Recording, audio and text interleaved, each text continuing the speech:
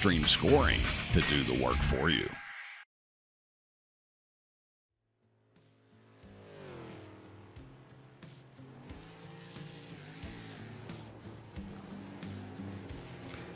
America's National Park of Speed. There's really nothing else to refer to Road America as, and it's hard to provide a counter-argument to its proclaimed nickname. With a layout largely unchanged since the mid-1950s, this 4-mile road course has played host to some of the country's most prominent road racing championships, and it currently boasts a schedule full of racing each year, with highlights including the IndyCar Series, the NASCAR Cup and Xfinity Series, IMSA Sports Cars, Moto America, and the GT World Challenge America, alongside several vintage and classic events.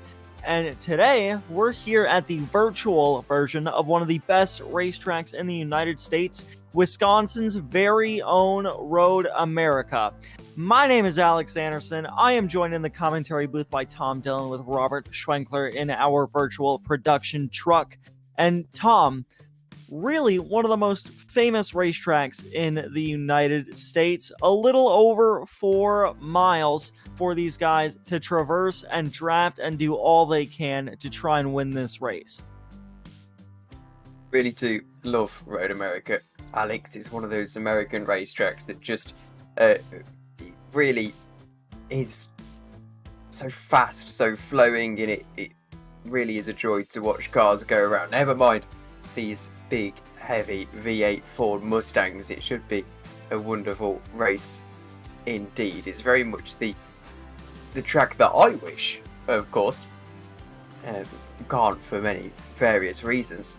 There's actually a Formula 1 circuit. It would suit Formula 1 cars quite nicely here. Of course, infrastructure being an issue for them over in Wisconsin. However, it's definitely big enough for Formula 1 cars. It really is a showpiece for American motorsport, I think. Yeah, and here at the virtual version here, as we see Aeronom going around this circuit, really especially with the Ford Mustangs, at a track like this, we also have confirmation from a test session that was done earlier this week, a fun race for the SPO Network's American Muscle Series at this track.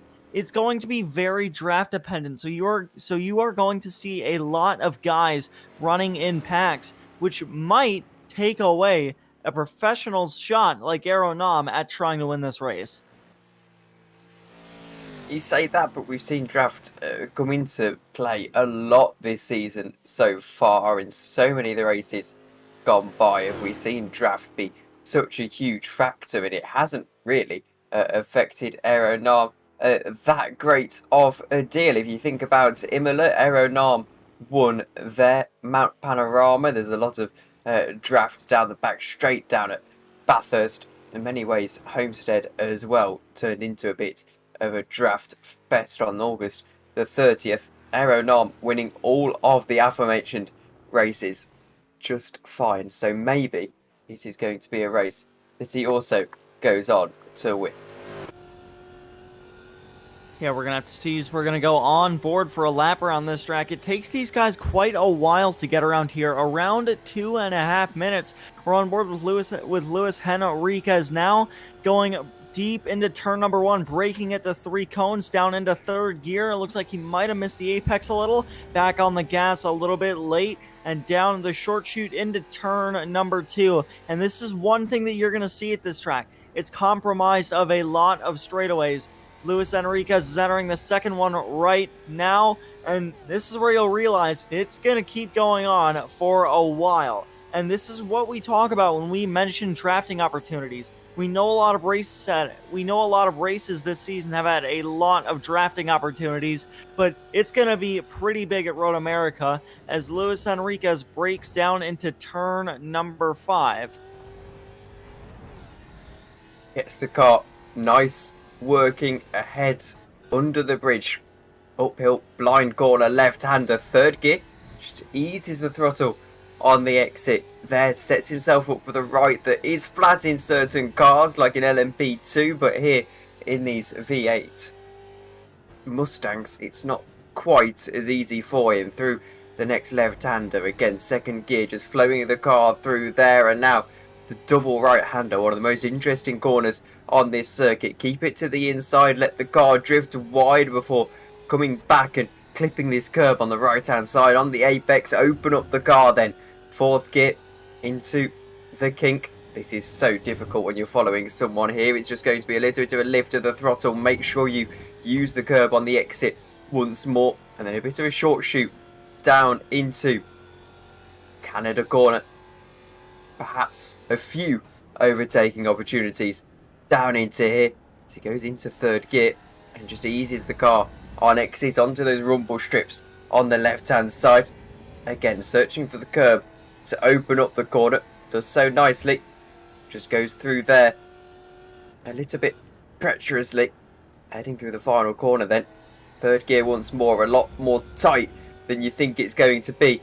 But this is a pretty decent lap from Luis Enriquez. It won't be pole position. Aero Nam is going to take that title, we believe. But Luis Enriquez certainly going to put himself up the order, 226.5.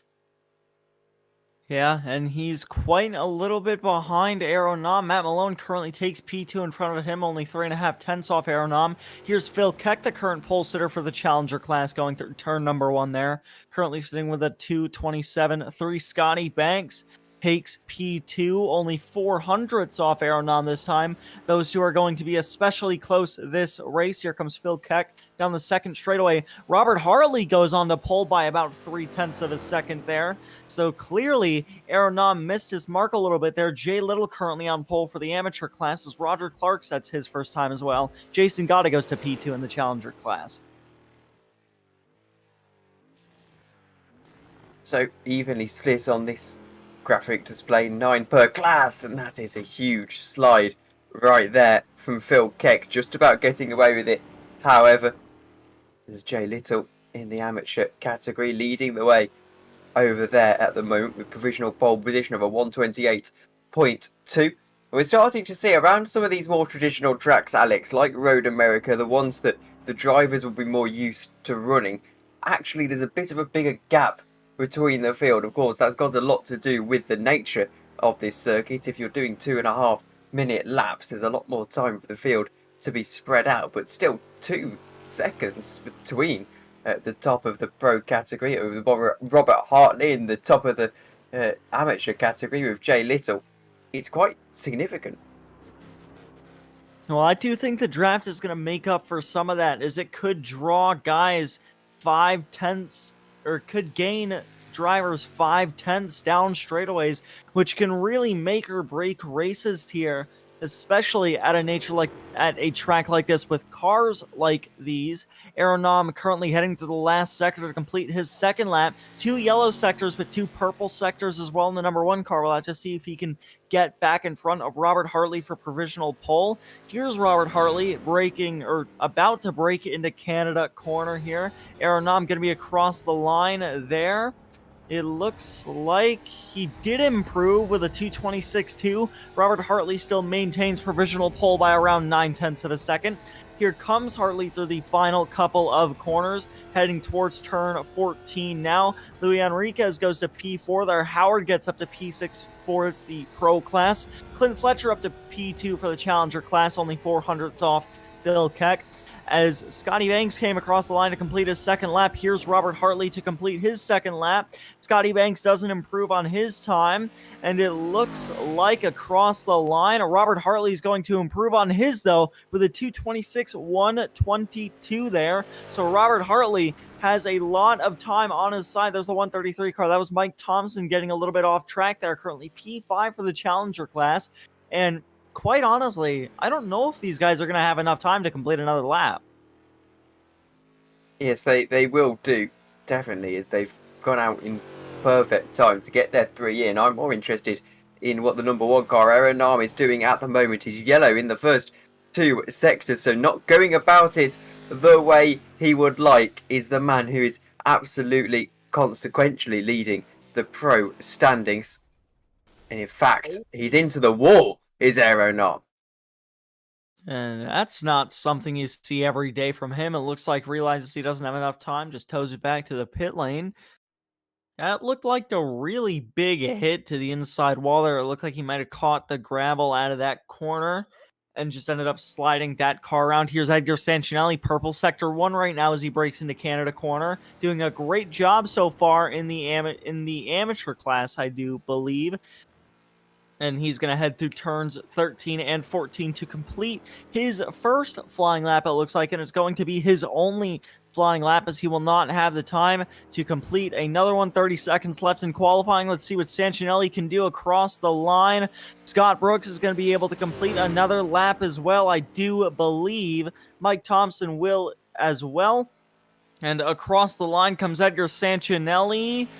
There's the line. Let's see what does the times. He goes quickest.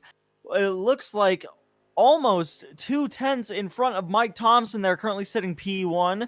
We'll have to see if Thompson can do anything about it. I don't think so. Scott Brooks currently P8 still for the Challenger class. Phil Keck was going to head across the line, but qualifying ended on him. That's going to round out qualifying.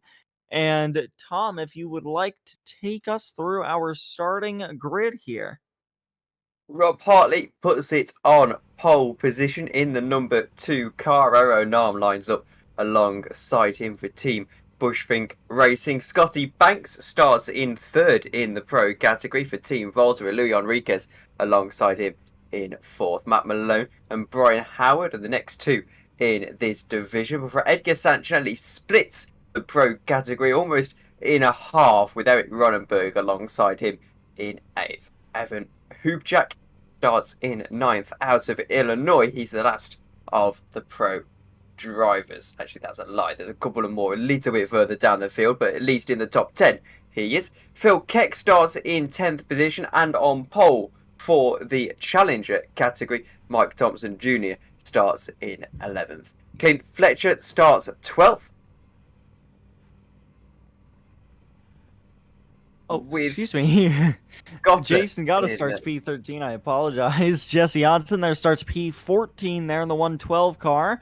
Matthew Thompson there in P15. Matthew Guzenda in P16. Chris Schultes in P17. David Moore in 18th. Jay Little in 19th. David Blair 20th. David Clymer 21st. Chuck Labano 22nd. Mike Taylor in 23rd. Mike Nickham in 24th. Scott Brooks in 25th. Roger Clark in 26th. Behind them, it looks like Martin Bork in 27th, Tom Wendt in 28th, Roy Baker in 29th, Stefan Price in 30th, Dustin Ollis in 31st, Jeff Besnard in 33rd, Kenny Meadows in 34th. That will round out your field for tonight, as these guys are about 10 seconds shy of completing their first full pace lap around this circuit. And we can talk about a lot of things. It's going to be quite a long pace lap for these guys. And if we want, Tom, if you would like to, you can take us through the points for some of these drivers. Well, as they get to a rolling state at Road America with the safety car leading them away. It's Aaron Narm who leads the way in the pro standings, and he leads the way absolutely superbly. I believe that these actually take into account drop week as well, which is just incredible, with Aaron Narm 260 points, 65 points ahead of Scotty Banks in 2nd position in those standings. Matt Malone is in 3rd with 162 points, with Louis Enriquez with 157 in 4th. Rob Hartley rounds out the top 5. He's on 157 points, 149 points I should say, with Wayne Castile for Maradness M Squad on 132 in 6th. Brian Howard, Eric Ronenberg and David Clymer are 7th through 9th, with Evan Hoopjack and Tyler Schifferle in the rest of the standings.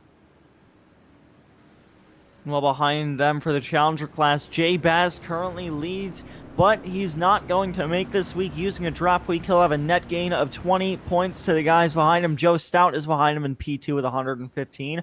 Tied with him is Jesse Hodson, then Clint Fletcher, only 1 point behind them in P4. Phil Keck in 5th, Michael Puchik in 6th, Matthew Guzenda in 7th, Jason Gata in 8th, Matthew Thompson in 9th, Roy Baker in 10th, Roger Clark in 11th, Scott Brooks in 12th, and Mike Nickham in P13.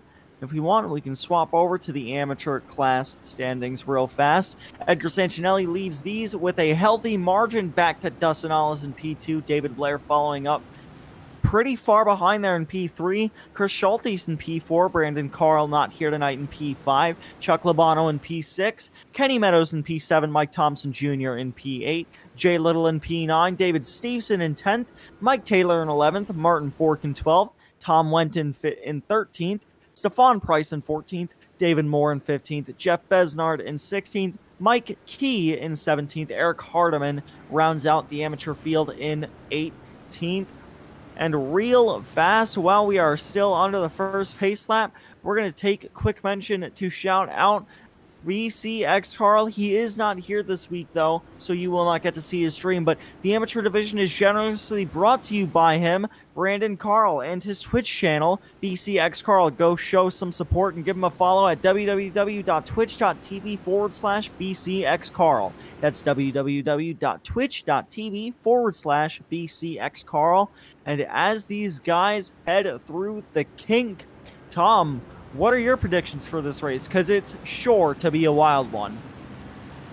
I predict Aeronom and perhaps certainly Robert Hartley, but maybe Scotty Banks and Lou Enriquez as well to get away here. They're going to pull a little bit of a gap, break that sort of toe to the guys behind and start to battle in between themselves, which has got to be sort of the order of the day for those guys. It has to be the target further back through the field.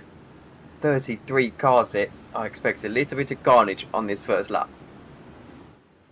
Yeah, and as the pace car heads through turn 13, the anticipation looms over one of the most famous and greatest and most diverse road courses in North America. And we're here with 33 Ford Mustangs that are about to go to a 40-minute war around this 4-mile racetrack as the iRacing safety car is going to dive into the pit lane.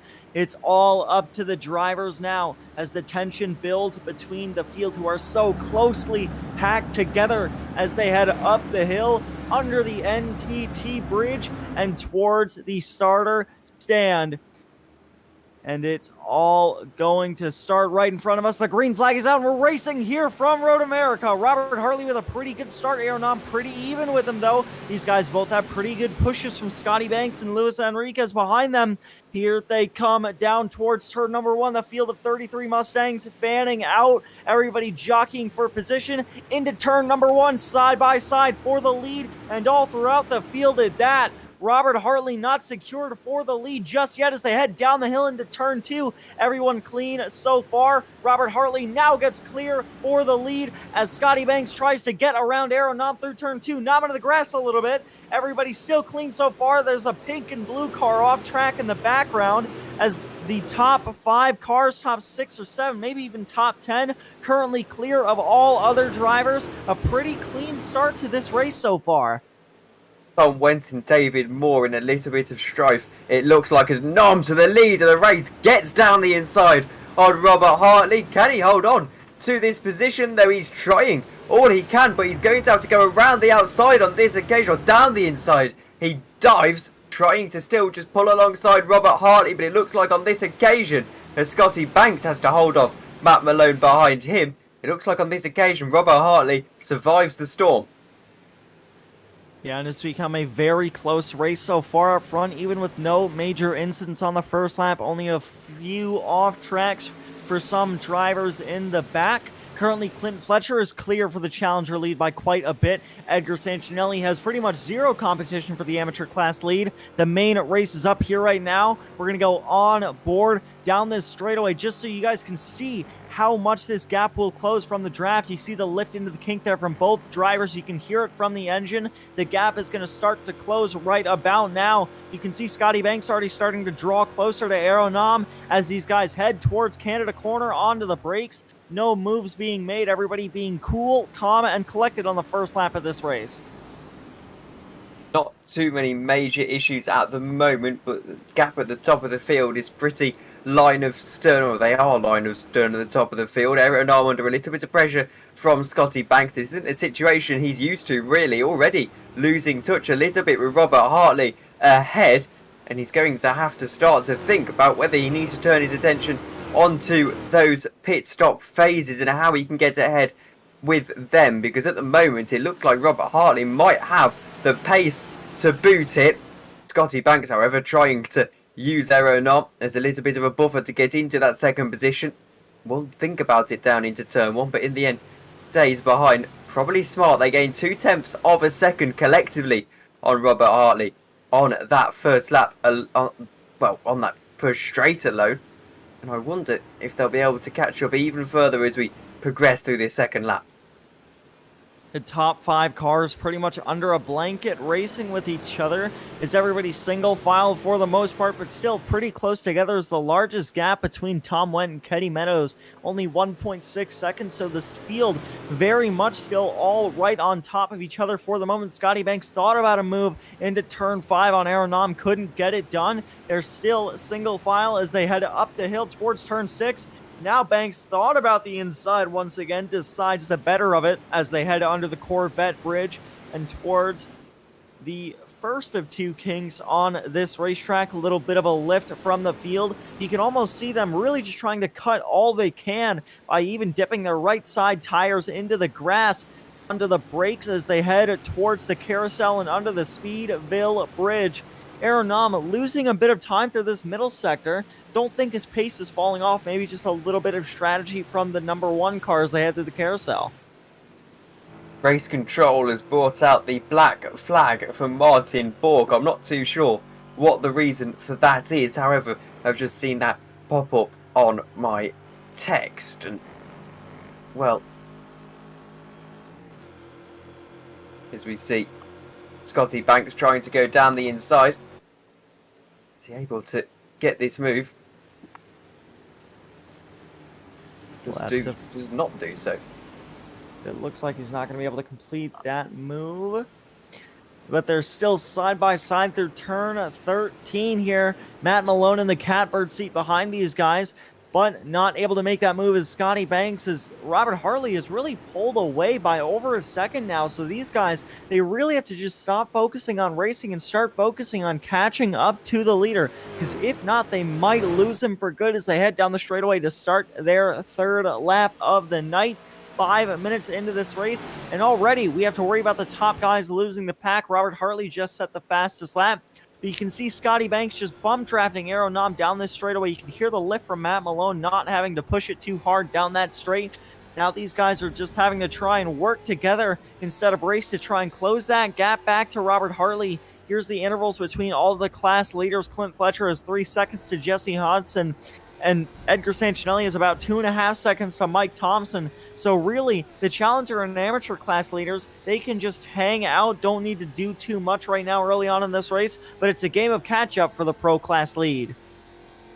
Martin Borg, by the way, actually had a drive-through penalty as a result of a new penalty system that we've got in place. It was carried over from the last race, so that is why the black flag, so to speak, is out. It's not a black flag in a literal sense, it just means it's a penalty, but there's still line of stern at the top of the order. Scotty Banks and Aeronom unable to make moves on each other at the moment. Here's a replay of what happened to Mike Taylor through turn number 1. Ooh, big contact from the car behind him. Not sure who that was. It was the number 180 car. That is Roy Baker. So it looked like Roy just missed the corner a little bit and just shot the 220 or the 266 into the air a little bit, and that ended up sending him around. Looks like they were both able to continue with only hurt feelings at the most to their cars. And here's Aeronom down this straightaway towards towards Canada corner. He's starting to close that gap just a bit. He's got it down to half a second now when it was 1.2 this time, but that is also kind of a result of the cars behind pushing Aeronom up towards the leader. Once again, the drafty nature of this track is forcing these guys to make moves on each other. The no further action between the number 180 and the 266, but as you said, no one able to quite make a move at the top of the field just yet. They really are just slipstreaming through, and this is probably a little bit of a slipstream fest as we see a replay of Roger Clark. Trying to find it right now. Here it is. Something happened to David Blair. I'll have a look at what happened down into Canada corner. Looks like he just went a little bit deep, perhaps on the exit, and clips the gravel straight into that wall. Yeah, that was a pretty unfortunate incident for him. I mean, it's a very easy mistake to do. I know I've done it here, this track. I think it's fun. I like it, but I just always have bad races here whenever I show up to one. So these guys doing a lot better job than I would out here in these Mustangs. As Aeronom has closed that gap up to Robert Hartley and is now close enough to maybe think about making a move. But we know the driver of that #1 car very well. So Tom, I want your opinion on it. You think Aeronom is thinking about a move back there in the catbird seat? Knowing Aeronom, I think he is always trying to figure out a way he can get through, but I think the question he's got to ask himself is, there's a little bit of a mistake for Hartley, might invite a bit of time gain from Aeronom. It doesn't in the end, he gets away with it, does #2 car, but I think Aeronom here is just being sensible. He knows that there's no need to try and force a move here. As I expected, the top 4 have pulled a gap to Luis Enriquez in 4th position. 1.3 seconds is quite a large gap at the moment, especially when considering that the entire top 4 are only barely spread by a second. You can see there. I think Aeronom just knows that the only way he's going to win this race is if he bides his time. Matt Malone onto the grass, by the way.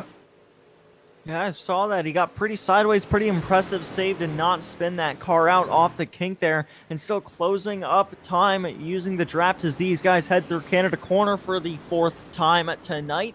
Almost minute 10 of this race, and already we've got a battle for the lead. Aeronom right on the back bumper of Robert Hartley, probably going for the exit speed down this run straightaway would be the smart decision as they head through the final corner and back up the hill once more. Aeronom got a bit of a better exit than Hartley this time. You'll see the gap close on the rear bumper camera of the #2 car up the hill. Aeronom starting to close in there. You can see the front bumper of that Mustang getting closer and closer. What does Aeronom do? And it looks like he's going to push the #2 car down this straightaway, realizing he doesn't have to make a move if he doesn't want to, and choosing to stay in 2nd for now. And, ooh, almost a bit of contact at the center of the corner there, a bit of bump drafting action down this straightaway. Well, if the car ahead of you, he's punching a hole in that air. So if you are trying to fuel save, it makes sense where you'd sort of want to just sit in that little air pocket created in the slipstream of the car. And that maybe is what Aeronom is thinking about here, unless he's got a deeper sort of motive in trying to further pull away from Luis Enriquez, who is losing touch now. However, Nom is going to have to go defensive because he's got Scotty Banks trying to upset his progress ever so slightly. Nom able to push out Scotty Banks here, but now Matt Malone down the inside trying to make that move up on Scotty Banks, and that, I think, is just showing you as Matt Malone gets through into 3rd position just how going for sort of optimistic moves when you're in a train like this can end up costing you a great deal. It's also cost Aeronom a chance at Robert Hartley on this lap. Yeah, definitely, but we know the driver of the 51 car just as well as we know Aeronom, so I would expect that Scotty Banks, that's not going to affect him too greatly. He'll be able to ride along with this main pack throughout the remainder of this race. And here's how the amateur lead is looking. The fight for this class, Mike Thompson is currently leading it, but Chris Schultes, you see right behind him there in the #299 car, 4/10ths back as these guys head to the carousel. Thompson has the draft on another car in front of him there.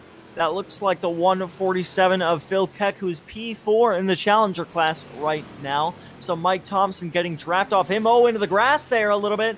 Gets it back on track. That required a bit of wheeling to save. Chris Schultes closing the gap down the straightaway now because of that as these guys head into Canada corner. It looks like Mike Thompson is going to hold on to it for this lap, but there's no telling when Chris Schultes could make a move.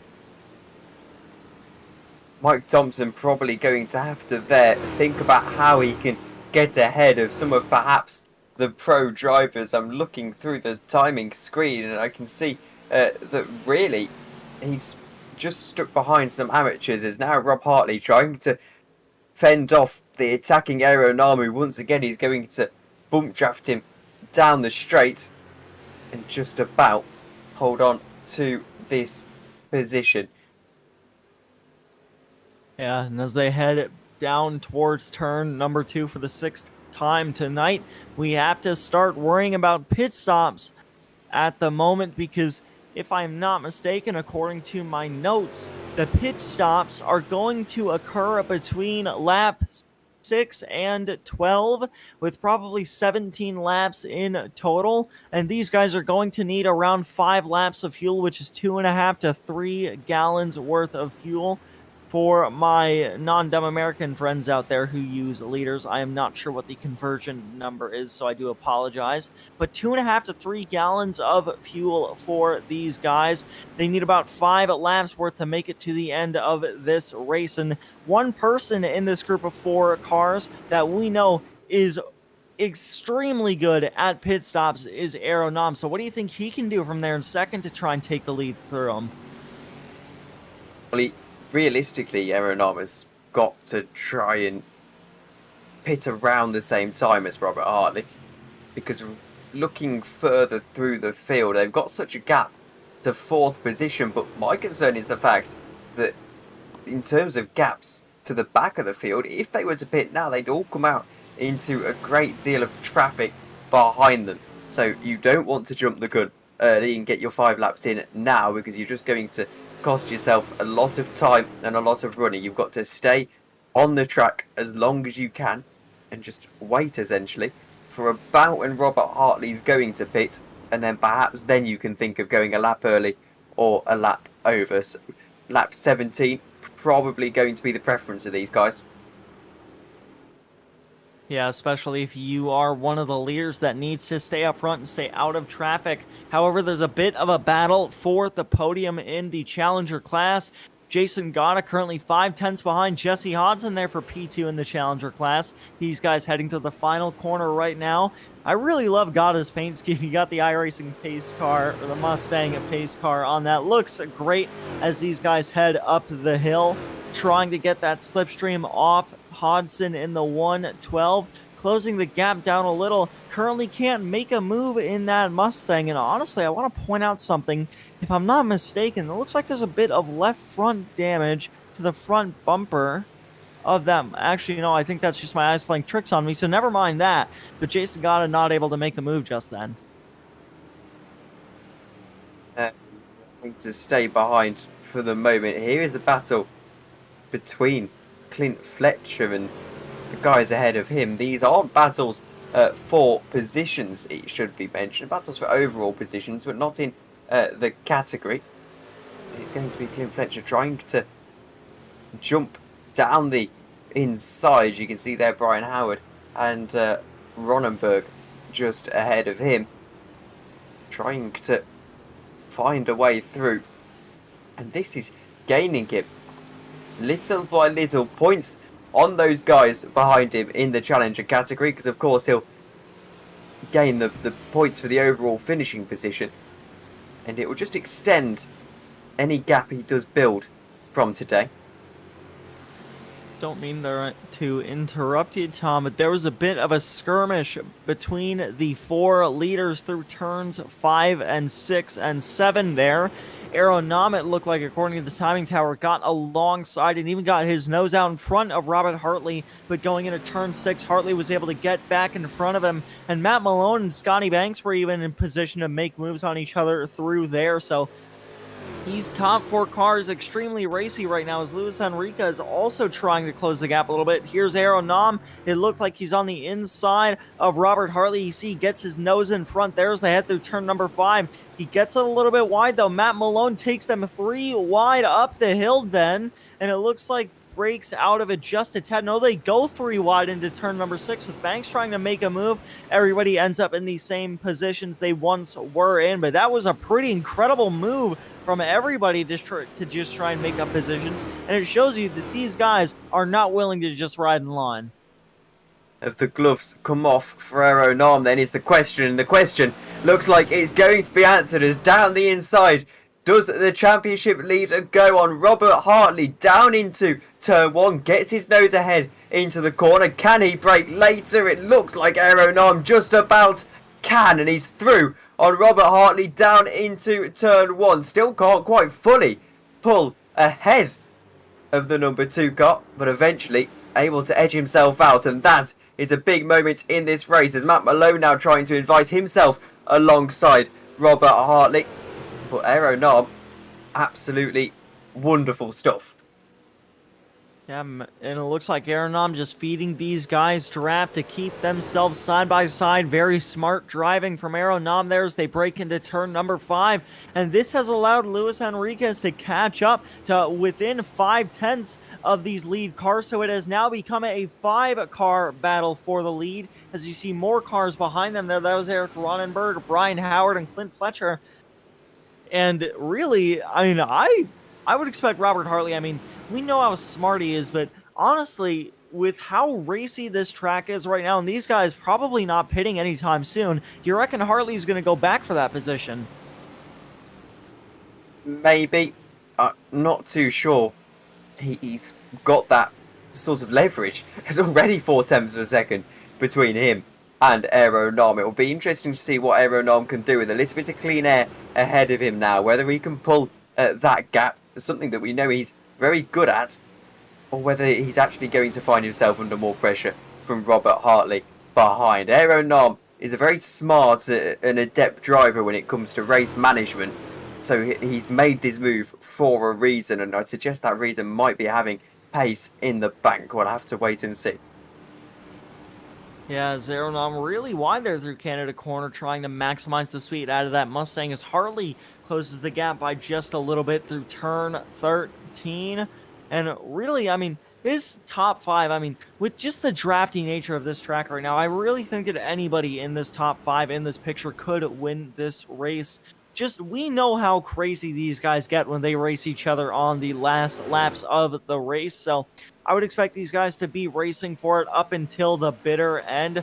Lap 9 right now. Now we have to wonder when the pit stops are going to start throughout the field, because they have to pit before lap 12. And the answer is this lap is the start. Jason Gata currently in the pit lane. It looks like he's going to be the only one this lap so far as he tumbles down the leaderboard, making his way down the front stretch to his pit stall. We have to see if any of the amateur drivers back there decide to pit as well. Everybody's staying out for the most part, and it looks like Little is into the pits.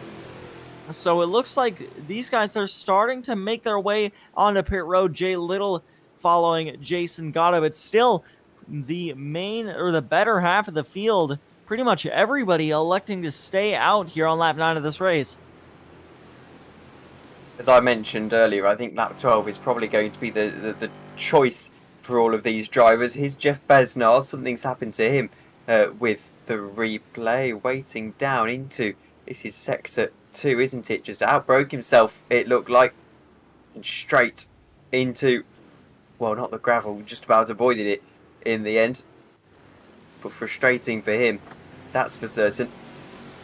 Now the question is, has Aeronom tried to get to the front of this field to pull a little bit of a gap, anticipating those pit stops, or is he trying to just have the psychological edge? I'm not too sure. I still stand by that. I think these guys will be in closer to lap 12 than anything.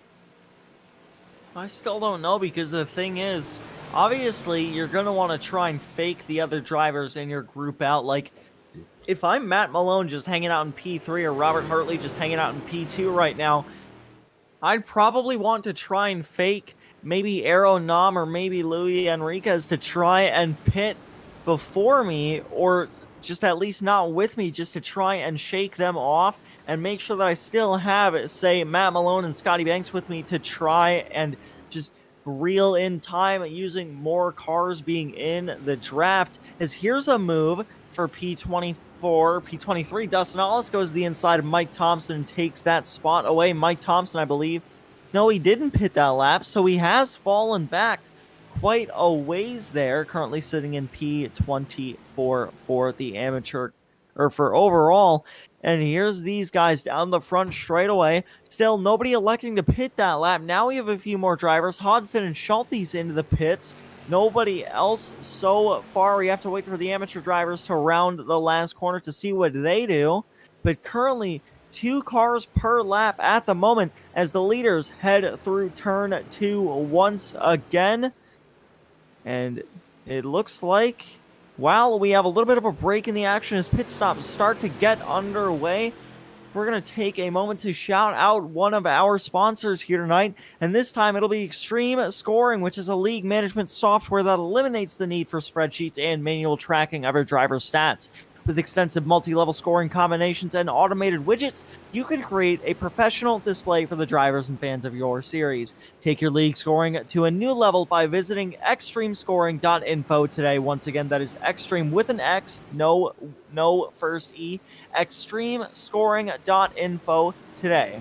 And as the leaders head through the kink, looks like we have a bit of a replay. Tom, take us through it.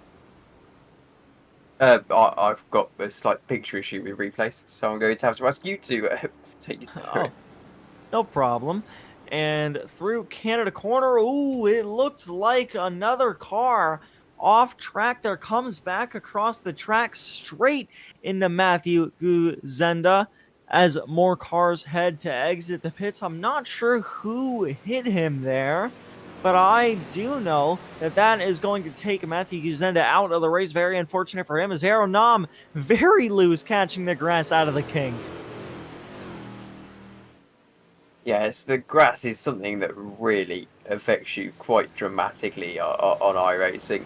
Just to dip it in more so than any other sim that I've driven. As the incident between the 101 and the 152 is under investigation. Robert Hartley practically pushing Aeronam through that final corner as we head into the last 15 minutes of this race. And the question is, will they pit this lap or are they going for another lap? And it looks like we're going for another lap. Robert Hartley into the pits. All right, so it's officially go time for the leaders in the pit lane. And now we have to pay attention to what these guys do in the pits. We're going to have to see how long it takes them to complete their pit stop. Robert Hartley currently heading down pit road, not in his box just yet. There you see him just barely in the background as the leaders head through turn number 1. Robert Hartley probably in his pit stall around now. We're going to have to see how long it takes these guys to pit, because we know one of the best at green flag pit stops in these cars, Aeronam, is currently leading this field. And I would reckon that the other 4 drivers that have challenged him are going to want to give him a fight. But between the 101 and 152 cars, that was Matthew Guzenda. And then the 101 looks like, can't see him on my timing tower right now. Looks like that was Mike Nickham in the 101 car. Currently, no further action between those 2 drivers. No further action then. And it will be interesting to see their reaction to that probably rather accepting in this series. I want to see here whether Aeronam stays out for another lap. I would suggest that with Robert Hartley coming out into a pocket of clean air, that he's rather had his hand forced here, and he's going to have to pit as Hartley. That being said, usually you say that because the guy behind's on newer, fresher tyres, but that wouldn't be the case here. So actually, Aeronam, he's running the lighter cars, so in theory, it should be Aeronam with the better pace compared to the clean air running Robert Hartley. But either way, he's got to be mindful. Keep an eye on the gap back to Hartley if at all possible. He should know the pit delta off the top of his head, if not roughly. So I wonder, this lap or next lap is basically the choice for Aeronam here. Yeah, and the thing about that is really next lap is the last lap that these guys are going to have to pit. So we'll find out as they head through the last corner. It looks like, I want to say that Robert Hartley currently in P9 right now, heading down the straightaway towards Canada corner, and it looks like the top 4 still electing to stay out. Eric Ronenberg, however, is into the pits. Evan Hubchak had the same idea behind him. Those 2 drivers taking their required fuel stop now, and that means that these guys are going to have to pit this time, which could be big trouble for Robert Hartley, because he doesn't have any draft. But here's a move for the lead. Matt Malone trying to take it for the first time tonight into turn number 2 late on the brakes. Aeronama with the exit speed gets his nose back out in front down the straightaway and under the Sargento Bridge. Huge battle suddenly going on. This isn't what they need, particularly with Robert Hartley in that clean air. But Aeronam going to defend this all the same, as it could have so many more ramifications heading into the last 12 minutes of this race. He defends for the moment. Matt Malone not quite able to get that extra little bit of speed to get ahead. And now surely Aeronam is going to have to come into the pits, because this is not doing there any favours. I reckon with Matt Malone behind the wheel of that car, could be testing the waters for a move later in the race. As we know, we still have 12 minutes in this race, so you take the lead now. There's no way you're keeping it from here to the end, especially with the pit stops coming up. So I reckon Matt Malone testing the waters to see what he can do down the straights. It looked like he almost got that move done, just couldn't quite get there through turns 3 and 5. Out of the carousel on the lap that we are assuming these guys are going to pit, and through the kink they come.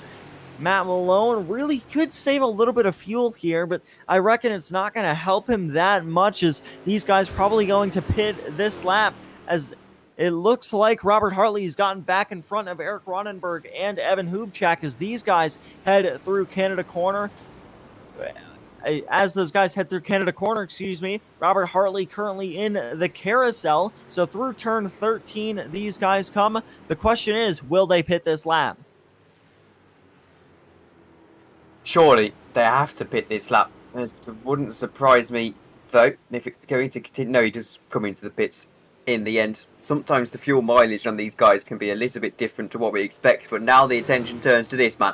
Robert Hartley, has he been sufficiently fast enough? All he had to gain was a few tenths of a second over the last few laps. Surely it's something that he's been able to do. He's had clean air. He hasn't had to see anyone. As long as he's got his own mental game correct, he should, with the battling, have gained enough time here. But that is still up in the air. Heads down now. The front straight for the 13th time. Is Robert Hartley going to get into the lead of this race, Alex? I don't know. It looks like these guys, they're on pit exit now. Matt Malone the first to get there. Aeronam in front of him as well. So all those guys exiting the pits right now. There's Robert Hartley heading into the background. So he's gotten close enough to be with these guys, but not close enough to be clear into the lead. It is still going to be a 3-car battle, as Scotty Banks and Luis Enriquez lost a lot of time there. But still, 3 cars are going to be battling it out for the lead. And Chuck Labano, I think, has stayed out for an extra 13th lap in that number 202 car. So maybe trying to make the ultimate strategy for him. Just not sure if it's gonna work out. I don't think he's already pitted. Yeah, because we would see it on the pit stop time. So he has not already pitted. So if he can make it all the way around, I would reckon that'd be really impressive. Excuse me if I'm mistaken, but is there not a point for the leading a lap? If so, that would probably explain why he's gone out. I believe there could be a point for leading a lap here. Yeah, I'm not too sure. Yes, there is. I'm hearing in my ears. So that would explain that. So, you know what? Fair enough, because I completely forgot about that. David Clymer tried the same thing as well through the carousel. And it looks like you can see the leaders behind him, so not sure. He's going to have to pit this lap, so it looks like Labano is going to have the last lap here. But it's a bit of a battle for the overall lead with just 8 minutes to go in this race. That's going to be around 3 or 4 laps for these guys. And down these straights, Matt Malone starting to close the gap, reeling in Aeronam little by little as these guys race towards Canada Corner. What can both Matt Malone and Robert Hartley do to try and get back to Aeronam and try and get around him to win this race here?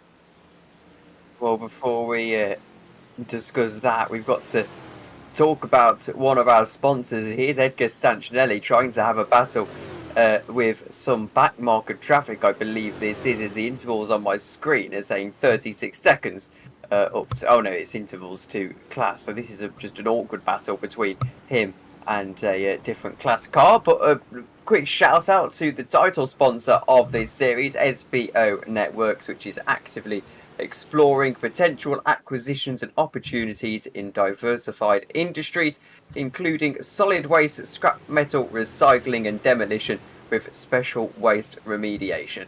Additionally, SBO maintains the belief that patients and customers have a right to high quality, economical and clinically validated cannabis products. Towards this, SBO aims at medical and recreational cannabis and genetic seed operations with the expectation of rapid expansion in the cannabis industry. If you want more information, you can go to spoinow.com. And while you were reading that off, Tom, Matt Malone had a big moment through turn 2, went way off into the grass, managed to save it, but that's going to cost these guys quite a bit of time as the gap now hovers at around 0.8 of a second. Here's a bit of a 2x2 battle going into turn number 5. This is Eric Ronenberg, Brian Howard, Evan Hubchak, and another car in there as well. I think it's Clint Fletcher. Yes, there he is sitting behind these guys. So the pro drivers battling. This is Brian Howard trying to get around Ronenberg as Hubchak watches on there in the 7 car. Still side by side. Now Eric Ronenberg takes that spot, and Evan Hubchak says thank you very much and takes one as well. Now Clint Fletcher trying to make the move around the outside as these guys break and head towards the carousel. It looks like Clint is going to try and maintain his place on the outside. He's going to keep it as they head towards the carousel side by side. It looks like flashing of the brakes to try and get this big heavy muscle car to turn. Clint Fletcher is going to take that position away, and Howard goes from second in this track to 4th in just a couple of corners. How about that?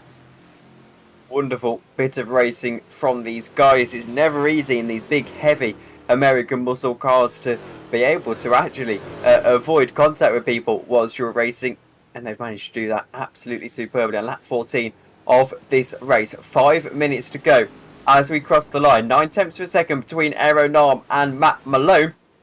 4/10 back to Robert Hartley. I just don't know if Matt Malone can close this gap even with the help of the straightaways.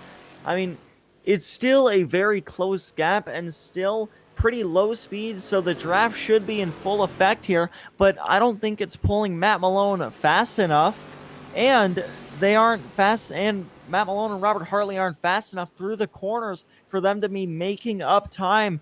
The gap has increased by about 1/10 since the previous lap. Aero Nam just looks to be a lot smoother now, getting nice exits onto these long straightaways as Matt Malone and Robert Hartley are struggling to hold on.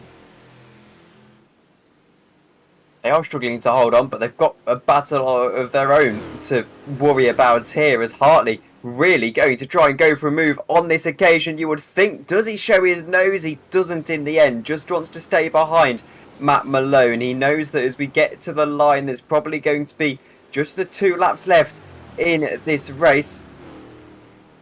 As here's a further battle between Hubchak and Ronenberg, and that is down the inside. A huge move from Hubchak, and actually contact. It's Ronenberg who made the move, wasn't it? Well, it was Clint Fletcher, it looked like, made a dive bomb pass into turn number 5.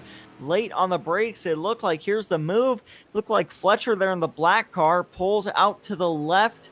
There's the yellow car of Evan Hubchak. Looks like late on the brakes from Fletcher and just nowhere to go. Ends up heading straight into Ronenberg as he tries to get that car slowed down for the corner. Wheels it into the grass to get away from these guys, realizing he's made the mistake. Unfortunate for those 4 drivers who are having such an insane battle. And I think it looks like the incident between those guys under investigation at the moment. And I don't know if there's going to be a battle for the win between these guys. I mean, Matt Maloney's just falling too far back.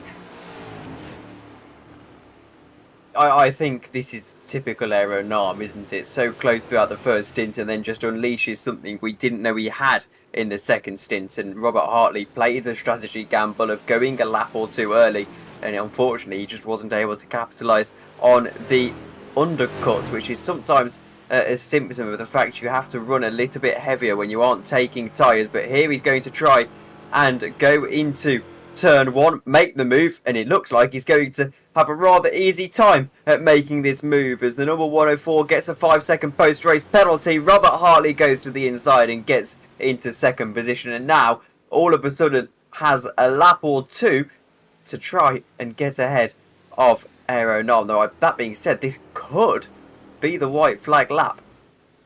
I don't believe it was. I never saw the flag man waving it, so these guys still have around probably give or take 7 miles of racing action left. I would say Robert Hartley, I mean, he got pole. He was obviously, Aeronam was struggling to keep up with him when the number 2 car was out front. So I think Hartley would be the better of these two to lead this pack, but they are racing for position as they head up the hill and under the Corvette bridge, losing time, losing time through all of these corners. But they're still battling for a podium place.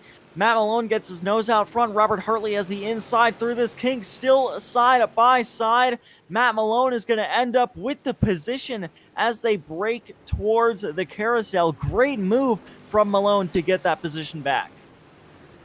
There's probably still a lap to go at the line. Here's Dustin Arliss. This is a battle for third position in the amateur cash category. He's got Mike Thompson just behind him. One of the Thompsons.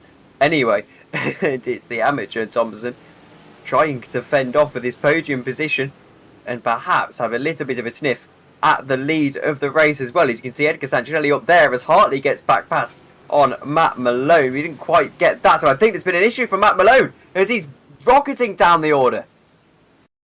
Really losing time there. Here's a replay of it through the kink. I think, Hartley gets the outside there. It looks like Malone just let him by and then started coming to a stop. I don't think Brake he pedal issue. Oh, Yeah, that could very well be true. Yes. Could have been trying to test the brakes and ended up not working there. But there's still going to be a battle on this white flag. Here's Matt Malone. It looked like now Scotty Banks has a shot at getting back around him for P4, but it looks like Malone, I think, is trying to let him by. Banks just riding the back bumper of his. Now they go side by side down into turn number 1. This is the last lap of the race. Both of them onto the brakes, the front end slamming into the ground under the force of inertia. Here they come down the second straight into turn number 2. Banks is going to end up with that position as they head onto the second straightaway this track for the final time.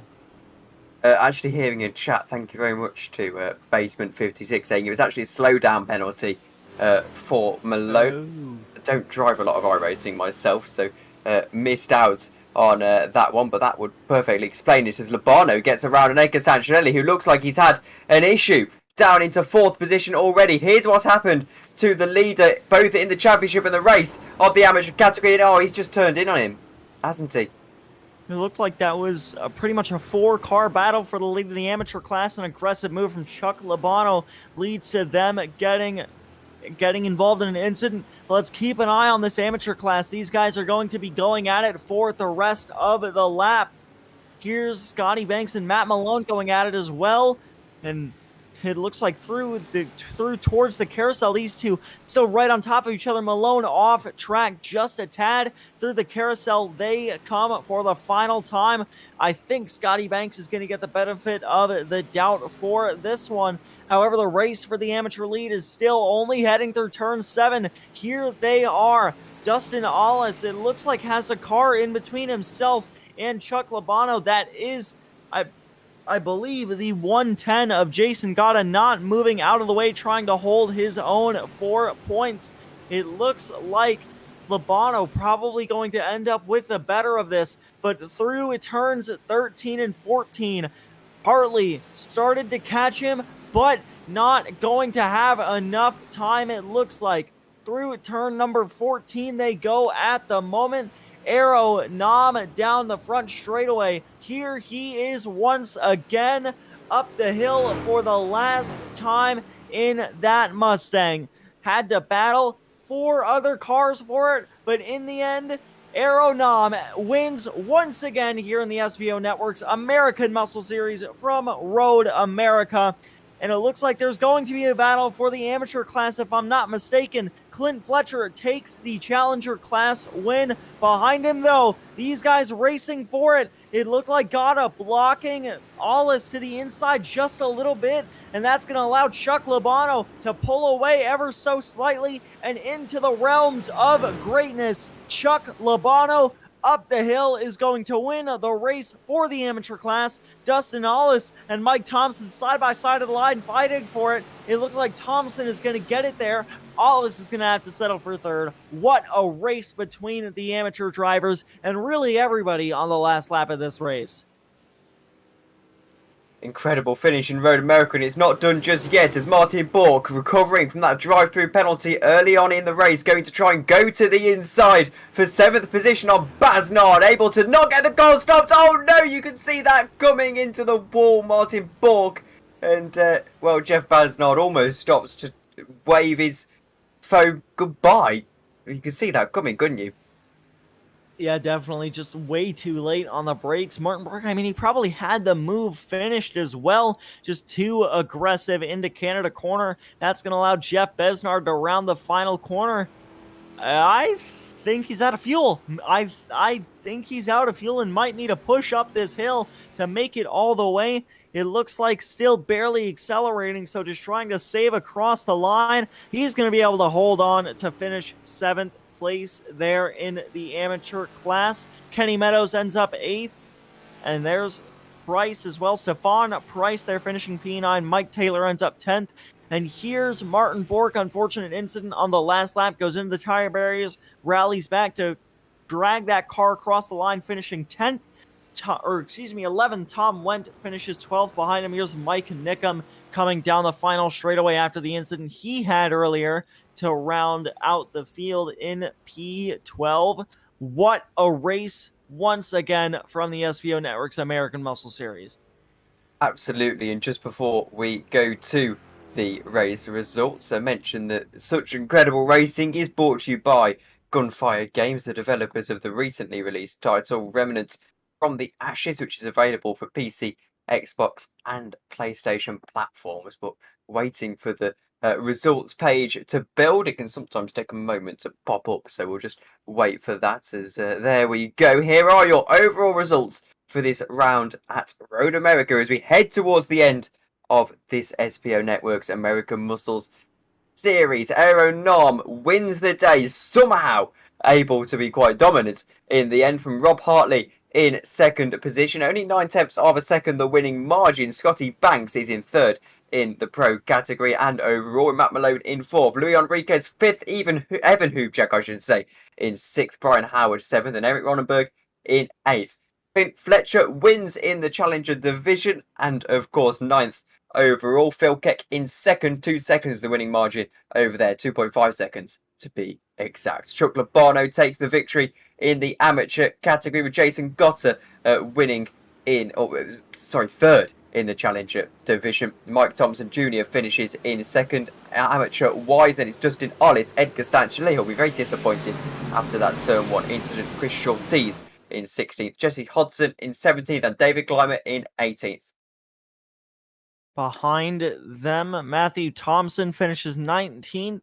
Roger Clark in 20th, Roy Baker in 21st, David Moore in 22nd, Jeff Besnard in 23rd, Kenny Meadows in 24th, Stefan Price in 25th, Mike Taylor in 26th, Martin Bork in 27th, Tom Wendt in 28th, Mike Nickham in 29th, Jay Little in 30th, Matthew Guzenda in 31st, David Blair in 32nd, Scott Brooks involved in an incident early, ends up rounding out your field tonight in 33rd.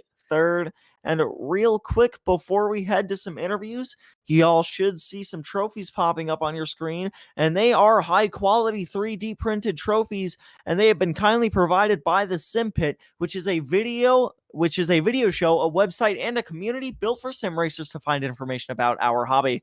The ultimate purpose of the Simpit is to make sim racers faster and more informed. Search for the Simpit on YouTube or check out their website, https://thesimpit.com/. Once again, that's https://thesimpit.com/. And now let's get to some interviews. Tom, who have you managed to grab from our winning drivers on the day?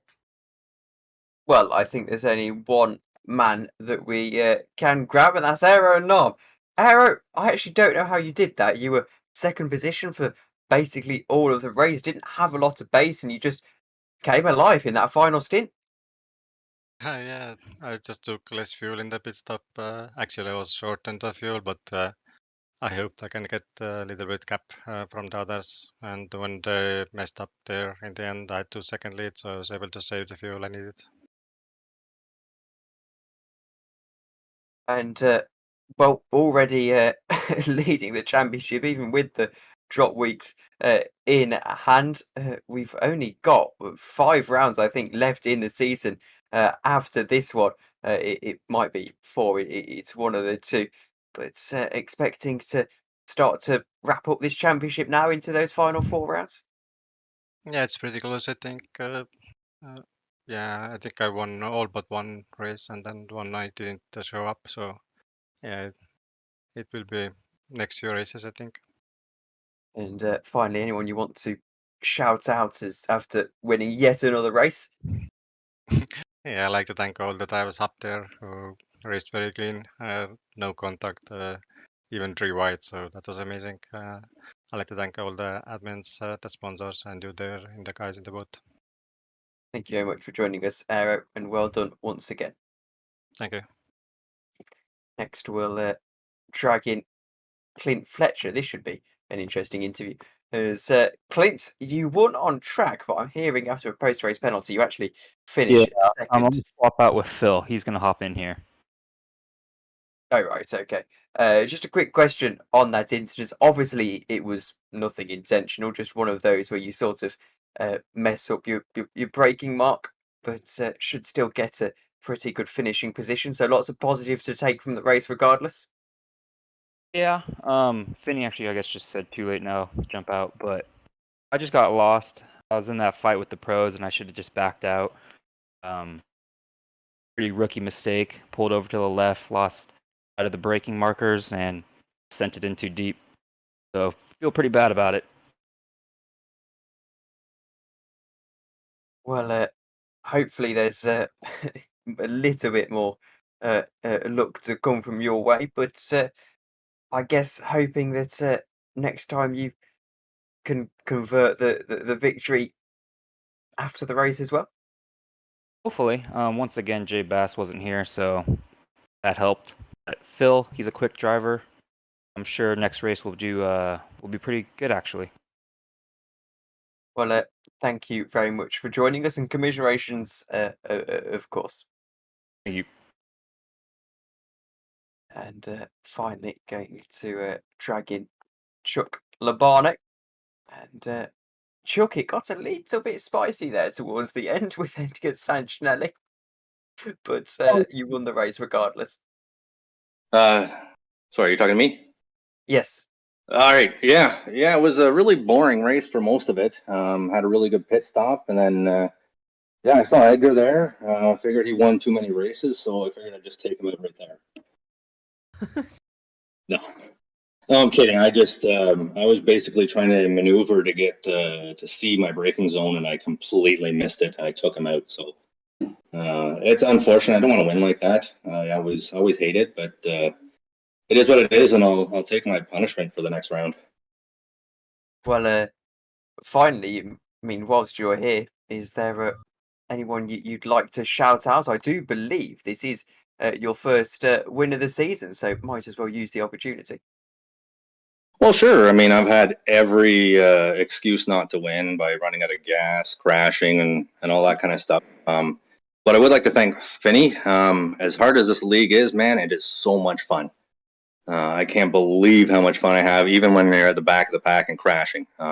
I love these Mustangs. They're heavy, they're hard to handle, but all over he picks some good tracks, and it's a lot of fun. Well, thank you very much for joining us, and hopefully we speak to you again soon. Yeah, hopefully for a better term next time.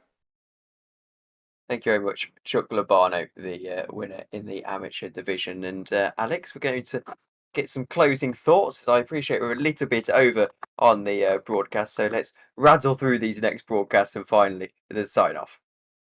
Well, I mean, I thought it was just an absolutely great race. I mean, this series never fails to disappoint. Just a great race. I mean, it had the fuel strategy. I mean, you had the late race catch up, the late race charge from drivers to try and get positions all over the place. So, I mean, me personally, I thought it was a great race. Yeah, same. And, well, if you want to take us through the next broadcasts and then finally sign off, that's all from me. All right. Well, next broadcast this Thursday, the Spec 5 World Tour returns once again at Legacy Silverstone. They've been there before, but it's going to be a different layout in those Mazda MX-5s. With the new iRacing update, it's sure to be a good one, so be on the lookout for that race. Then next, this Sunday, XSLR returns at USA International Speedway with the 2008 NASCAR Chevrolet Silverado trucks. First real short track for them. Gonna be an interesting one. Then this Sunday, we have something new, something we've never seen before, and it is the WSRL Endurance Series, which is going to start at around 9 in the morning for Eastern Standard Time, I do believe. That's going to take place at Road America. It's going to be a 4-hour race with LMP2s, GT3s, and GT4s, so be sure to tune in for that. It's going to be a great race. Next Monday, XTC returns at Watkins Glen as well after a great race at Zandvoort with the GT3 and GT4 cars. Then next Tuesday, once again, WSRL returns at Road Atlanta with the LMP2 cars, GT3 Pro-Ams, and GT3 AMS. So definitely going to be interesting for them.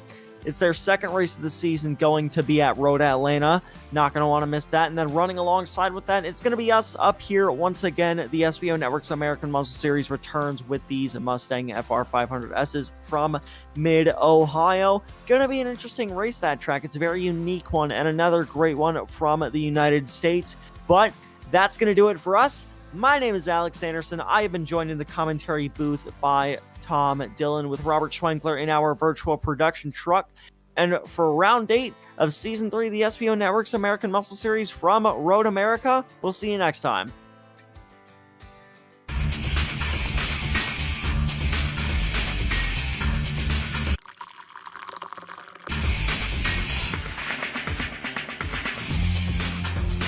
Allow Xtreme Scoring to do the work for you.